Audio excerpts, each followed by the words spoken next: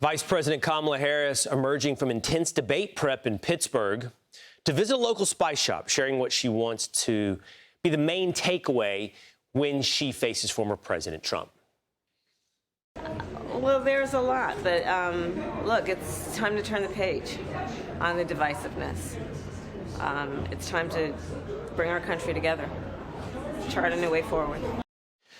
Our break comes after 5 days of, quote, highly choreographed debate practice sessions, reportedly complete with a stage, a replica TV lighting, and Donald Trump method actor.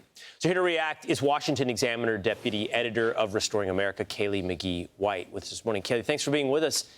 Kamala Harris and Donald Trump, we were just talking about here in the show, the different challenges they have. Hers will be living up to some expectations when it comes to substance. His will be about style and how he approaches a female presidential candidate. How do you see the prep for both candidates?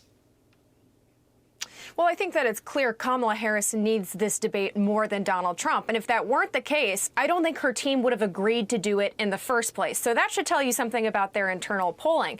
But she needs this debate because she's failed to do two things so far. She's failed to prove how she's different from Joe Biden, and she's even failed to prove how she's different than Donald Trump to a certain extent, considering that the few policies she's released are also Trump policies.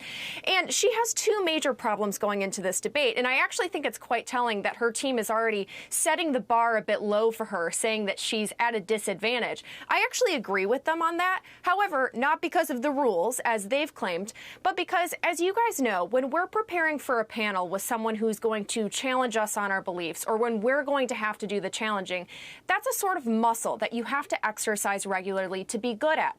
When was the last time Kamala Harris was in a hostile environment taking challenging questions? Right. Probably back in 2019 when she was running for president the last time. She has not done this in 4 years. Right. And there's also the disadvantage for her that the longer that she's exposed to the public, the more people dislike her. Again, we saw this play out in 2019, and it seems to be playing out exactly Well, that's again. why, because of that, I would have disagreed with you, Kaylee, about she needs this debate more than Donald Trump. I do think it's their strategy. It seems undeniable. And I don't think it's a dumb strategy to just keep her away from everybody. Just don't expose her. Don't expose her lack of spontaneity. Don't expose her policies. And so the debate is a moment where she's going to have to be exposed. So in a way, I think it's more important for Donald Trump, this debate, because I think she'd rather just stay hidden in this process. But the polls are moving. So that's why I'm starting to think maybe this becomes more important for her. The polls are moving a bit, and she's not. The hide strategy doesn't seem to be working as good as it did before.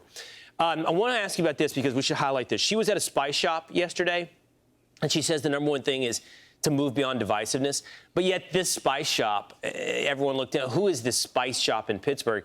They've published, Kaylee, like, hey, if you're a Republican, we're not interested in your business. Super, like, very divisive stuff on their website. It's a fascinating place to all of a sudden go, I want to bring everybody together, just not over spices, I guess.